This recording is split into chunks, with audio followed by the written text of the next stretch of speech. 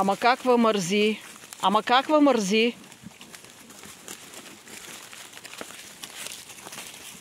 Търтейки. Айди де.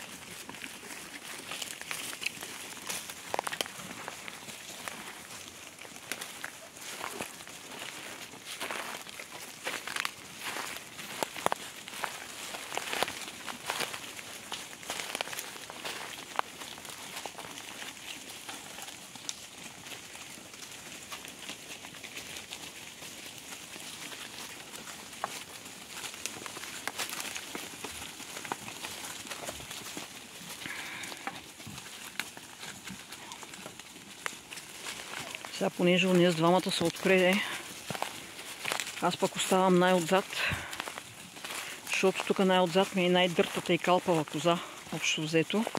Плюс Валентинчето, бе, моето Валентинче, което винаги е там, където съм аз. Вече подозирам, че Борун сега като не ме вижда, сега ще се върне да ме провери къде съм. Защото той тук мен не ме вижда.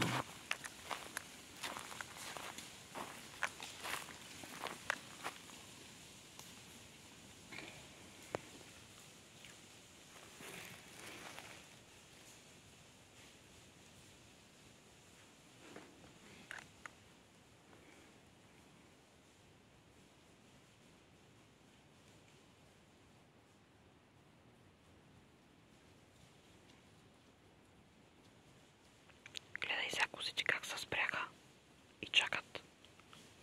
Щом кучетата не вървят напред, сега ще отидат при кучетата най-вероятно. А кучетата се чудят аз къде съм най-вероятно.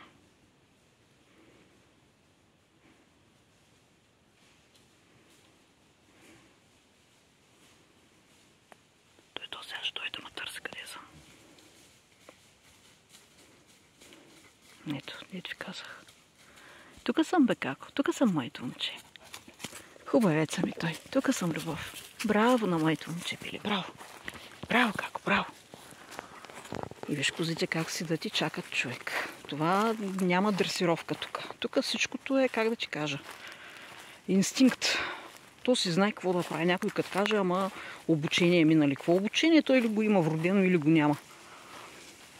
Нищо не уча. Уча го на името му, на ела тука, на не и нищо повече от това. Знае какво значи браво и толкова. Браво на моето момче, браво како. Но симбиозата между кози и кучета, видяхте ли я също? В смисъл такъв.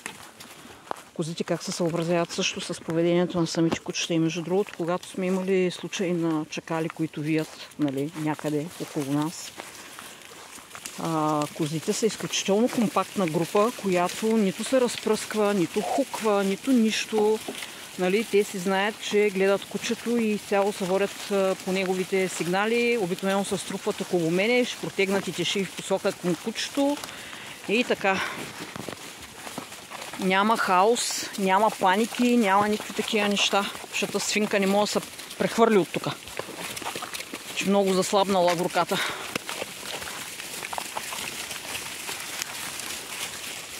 И двете дъртачки.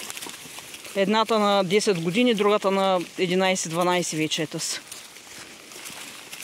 Той са ми най-дъртите кози двете. Его нашия пак отпреде. Сега пак ако нещо седна, спръса, падна, припадна, умра. И пак цялото стадо спира. И той се връща да ме търси къде съм и няма мърдане от тук. Нито кози, нито кучета, нито нищо. Това е.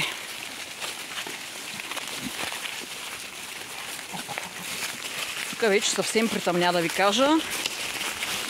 И ще гледам по-бързичко да се измъквам от гората, че имаме още доста да вървим напреде.